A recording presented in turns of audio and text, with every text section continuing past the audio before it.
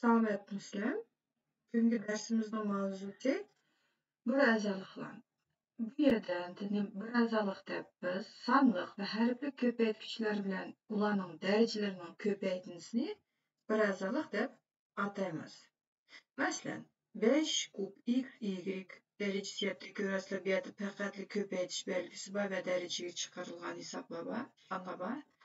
Yoki bo'lmasa kasr turida berilishi mumkin. Minus 13d kvadratdan 11ab kub c kvadrat.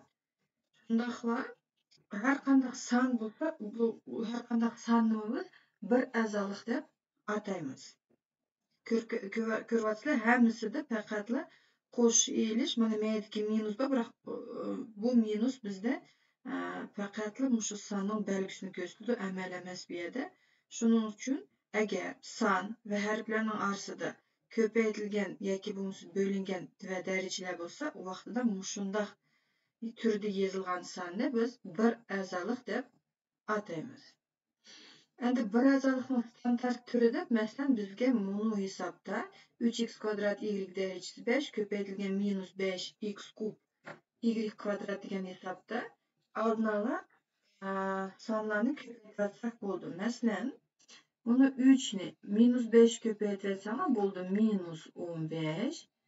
X kvadrat bilan x kubni ko'paytirsanglar, ko'paytirilgan turgan darajalarni qo'shib, asoslar o'xshash bo'lsa, shu yoqda 2 ga 3 ni qo'shib etsak 5. Y darajasi 5 ko'paytirilgan y kvadrat turgan bu yerda ko'rsatkichlarni qo'shib etsak, y darajasi 7 deydi. Mana bu turda yozilgan bo'lsa, mana men yozib qo'yibman. Biz buni bir a'zolikning standartlik turi deb ataymiz. Shu yerda bizning bir a'zolikni olib turgan sonni biz shu bir a'zolikni koeffitsient deb ataymiz va shu bir a'zolikning x, y farqi yo'q, o'zgaruvchilarning darajalarining qo'shindisi bir a'zolikning darajasi deb ataldi. Masalan, bizda bu yerda x darajasi 5, y darajasi 7 bo'lgan ekan, shu a'zolikning bir a'zolikning darajasi 5 ga 7 ni qo'shib etsanglar 12 deb chiqadi. O'xshash bir a'zoliklar deb endi birdek bir a'zoliklarda koeffitsiyentlarla farqlanadigan harfli qismlari o'xshash bo'lsa, mushtaq bir a'zoliklarni biz o'xshash bir a'zoliklar deb ataymiz. Masalan, 3 a darajasi 9 b darajasi 4 va minus 14a darajasi 9 b darajasi 4. Ko'ryapsizlar, harflari o'xshaydi. Faqatla oldiki turgan koeffitsiyentlar har xil bo'lg'achqa, mushtaq bir a'zoliklarni biz o'xshash deb ataymiz. Qani hisoblantirib ko'raylik. Berilgan ifodalarning qaysisi bir a'zolik bo'ldi deydi. Masalan, birinchisida qaranglar. Birinchisida faqatla 8a ko'paytirilgan turgan ekan, bu действительно bir a'zolik deb galочка qo'ysak bo'ldi. Ikkinchi bir a'zolikda ko'paytirilgan turdi oralarida, shuning uchun bu bizda bir a'zolik bo'lib hisoblandi. Uchinchisida mashtaqlar bular bir a'zolikning misol keltirsak bo'ldi shuni. Biroq mana to'rtinchisida endi qaranglar, bu yerda nima bo'ladida? Minus turdi. Men x elingan 2 bo'lingan 3 ni 3 dan x elingan 3 dan 2 deb qo'ysam, u vaqtida bu yerda bu o'zi bir a'zolik bo'lmaydi. Bu yerda arsida plus yoki minus belgisi bo'lsa, o chog'da masalan buni bizda 2 a'zolik bo'ldi-da, o'zi endiki mavzumizga kelib qoldi. Shuning uchun bu bir a'zolik emas.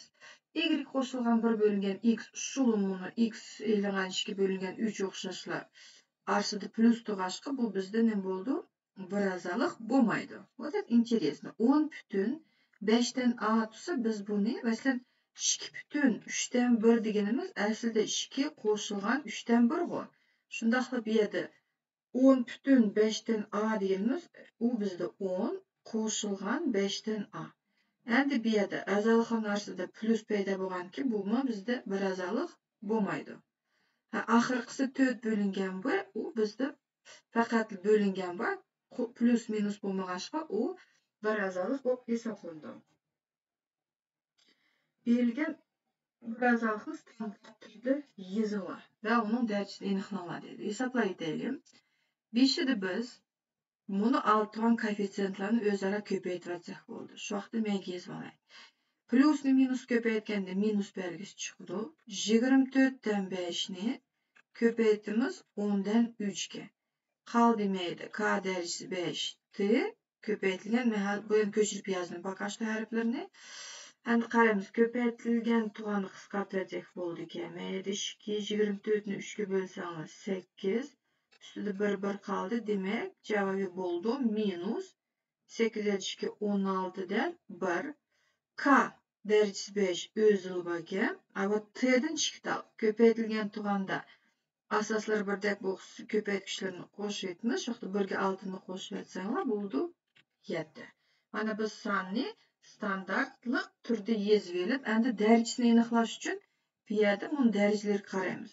K ning darajasi 5 turdi, T ning darajasi 7. Shu yerda 5 ga 7 ni qo'shib etsanglar 12 desa, shu yerda berilgan bir a'zolikning darajasi 12 ekan. Bu yerda mana shu yozinglar deydi. Biroq bu yerda уже aralash kasrlar berilgan. Mayli, aralash kasrlarni bir-birisiga ko'paytganda biz ularni noto'g'ri kasrga aylantirib olishimiz kerak. Sразу aylantirib o'taylik.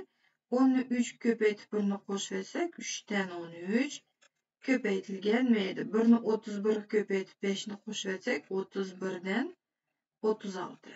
Qisqargan eshitdim yo'q ekan ularni. Endi mayda bir tal A ekan, mayda A darajasi 7 bo'lgan keyin ko'paytilgan tug'an degani ko'rsatkichlarni qo'shib etsak, давайте сразу A darajasi 8 yozaylik. B kvadrat bilan B ni ko'paytganda B ning kubi, C darajasi 4 bilan C kvadratni ko'paytganda C darajasi 6. Men bilan bo'lib chiqaryapsizlar. Ketdik, mayda 3 bilan 36 ni qisqartib etsak, 12 qoldi-ku. Boshqa qisqaradigan sonlar yo'q. Qo'ymay durust qilibman u kechirsizlar. 10 ni 3 ga ko'paytirib 30, 1 ni qo'shsak 31. Shu 1 ni qisqarish kerak deb meni 13 emas, 31 deb yozaydi. Hozir tushundib. Shu vaqtida qo'ymamdan 31 larni qisqarib ketadi. Koeffitsiyentimiz bu yerda 12 chiqdi-ku. A darajasi 8, B kub, C darajasida 6. Bo'ldi, hisob. Endi shu bir a'zolikning darajasini aniqlash uchun 8, 3, 6 larni qo'shib etsak, 6 ga 3 ni qo'shsak 9, 8 ni qo'shib etsak 17 bo'ldi. Darajasi 17 ga teng. Mayli, shu bir a'zolikning darajasini topinglar. 5ni biz kuplab olishimiz kerak. 0 butun bu yerda получается bizda ko'paytindini darajaga chiqarish tug'anda har bir ko'paytgichni shu darajaga chiqaradi. Agar darajaning xususiyatlarini unutib qolgan bo'lsanglar, oldingi videolarni ko'rib beringlar. 0,5 ni kuplab etsak, 0,125. X kubni kub deganda darajani darajaga chiqarish bo'lganki, x darajasi 9. Y 5 shu 3 bo'lganki, y darajasi. Bu yerda chatashtirma. Darajani darajaga chiqarganda darajalar ko'paytirildi. Asoslar o'xshash sonlarni ko'paytganda darajalarni qo'shatdik. Chiqdi 1000dan 125. Mana yozdim shu tutdi.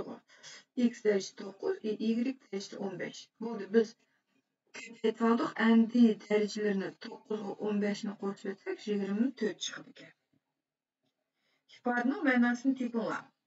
Agar n minus 0,1 va m 1 bo'lsa, 5da biz bir a'zolikni standartlik turga keltirib olaylik. Uning uchun minus 25 ni 0,16 ga mayda bir yerda ko'paytirdik. 25 ni 0,16 ko'paytganda, o'nlik kasrlarni ko'paytganda peshga qarmaymiz, durustmi? Mana shu rasmni aytsak, ma'lumot ko'paytirish ancha yoqmaydi. Shuning uchun biz bunday yozib olaylik. Minus 25 ni ko'paytaylik. 0,16 deganimiz bizda 100 dan 16 degani bildirdi, durustmi? Tak, n kvadrat va n 5 bo'lganki, n darajasi 7 ekan. M kvadrat va m darajasi 7 bo'lganki, m darajasi 9. Nimishki bunaqa kasr turida yozib oldim desanglar, потому что 25 bilan 100 ni qisqartsak 4. 16 ni 4 ga bo'lib etsanglar 4. Shu vaqtda abaykindek 25 ni stolbik 16 ga ko'paytmaylar. Qisqartib etsanglar chapsonroq bo'ladi ekan. Minus 4, n darajasi 7, m darajasi 9. Tushunyapsizlar? Tushunmasam bir plusni qo'ydim. Bir qarab etdim.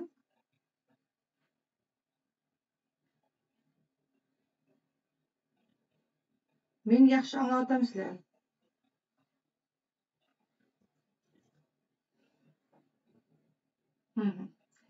Endi bu yerda n'ning o'rniga minus 0,1 qo'ymizga, m'ning o'rniga 10 yozamiz. Hisoblab aytaylik. Minus 4 ko'paytirilgan minus 0,1 biz давайте kesir turida 10dan 1 deb yoza olaylik. Va mushtum darajada 7 ga ko'paytirilgan m'ning o'rniga 10 darajasi 9 ni yozsak bo'ldi. Minus 4 turibdi. Endi esimizga bir sep ketaylik. Agar salbiy sonning taq darajasiga chiqsa, bizda minus saqlanib qoladi. Shu vaqtida menga yana bir tan minus chiqdi, uni minus ko'paytirsak plus bo'ldi deylik. Va 1 ning har qanday darajasi 1 o'zi mahrajida 10 darajasi 7 qoldi. Ko'paytirilgan 10 darajasi 9.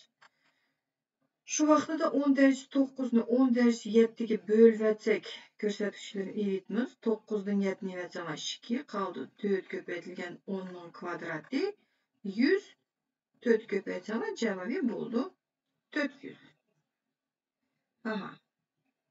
Deganlarni ko'ryapmiz. Значит, anlayışlar ko'ryapti yaxshi. Katta xatolikcha. Ifodalarning orasidan bir a'zolikning kvadrati va bir a'zolikning kubi turida yozilish bo'lgan ifodalarni terib yozaman. Birinchisini qarashtiraylik. Biz a darajasi 13, b darajasi 30 ni bir narsaning kvadrat turida yoza olamizmi? Albatta butun son turida deydi. Shuning uchun biz nima qaraymiz? 13 2 ga bo'linmaydi. Bölündü, biroq butun son bo'lmaydi. Shuning uchun biz a darajasi 13, b darajasi 30 ni bir sonning kvadrati turida yozamaymiz-ku. Shundaqla 13 3 ga bo'linmagachga biz buni birinchi sonni ham kvadrat, ham kub turida вообще yozamaymiz-ku. Ikkinchi hisobni qarashtiraylik, darajalar. M6 18 va 9. Biz buni bir sonning kvadrati turida yozish uchun qarang, 6 ni 2 ga bo'layotsa, n ning kubi yaxshi kelyapti. M 18 ni 2 ga bo'layotsa, bu mu kelyapti. Biroq k da 9 ni 2 ga bo'layotsa, 4,5. Biroq biz bu yerga butun son turida yozishimiz kerak. Shuning uchun buni yozamaymiz kvadrat turida. Biroq kub turida yozadigan o'xshaymiz. Ham ko'rsatkichlarni qarab chiqamiz.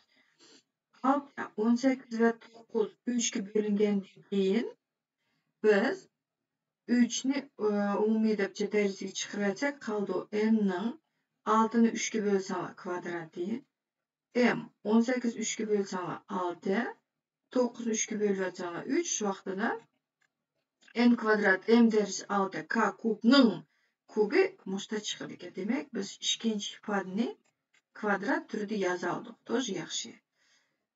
Uchinchisini ko'raylik. Bu yerda kvadrat turida 24, 16, 20 hammasi 2 ga bo'lindi. Demak kvadrat turida точно yoza olamiz-ku. O vaqtida qoldi. 24 ni 2 ga bo'lsam 12, y 16 ni 2 ga bo'lsam 8, z darajasida 10. Bu uchinchi ifodani kub turida yoza olamizmi? Yo'q, потому что 24 ile 3 ga bo'lingan 16 bilan 20 ровно 3 ga bo'linmaydi. Shuning uchun bu только kvadrat turida yozildi. Endi ifodani ko'raylik. 0,16 a darajasi kvadrat b kvadrat b6. Bu nima? Kvadrat desak 0,16 deganimiz bizda 0,10 ning kvadrati. A 2 ni 2 ga bo'layotsak 1, i 6 ni 3 ga bo'layotsak 6 ni 2 ga bo'layotsak 3 qoldi. Shu. Demak, to'rtinchisini biz kvadrat turida yoza oldik. Kub turida yozamaymiz. Sababi 0,16 degan hech qanday sonning kubi emas. Oxirgisini ko'raylik. Avot oxirgisida 216 degan eta 6 7 6 36 yana bir qatim 6 ko'paytsam 216. Mana biz kub turida yoza olamiz-ku. 6 ni 3 ga bo'lib atsam 2 yana bir qatim bo'lib atsam shu 2. Agar buni qiziq hisob, mushu hisoblar hozir matematik savatdashda chiqdan bu qoldi. Masalan, deydi 5x kvadrat y kub 8 bo'lsa, bu vaqtida buni berilgan ifodaning ma'nosi nimga teng? Bizda x kvadrat y kub bor. Menda bo'lsa 128 625 x 8 y 12 bo'lganki, bizga belki buni предыдущий podkastimiz aslida kelyapti. Biz masalan Berilgan ifodani boshqa bir ifodaning tam какой-то darajasi turda masalamaydi 2 va 3 deb yetib oldik. Shunda biz bu yerda qaraymiz. Mayli x kvadrat, mayli x 8. Shu 8 ga 2 ni bo'lib yotsalar 4.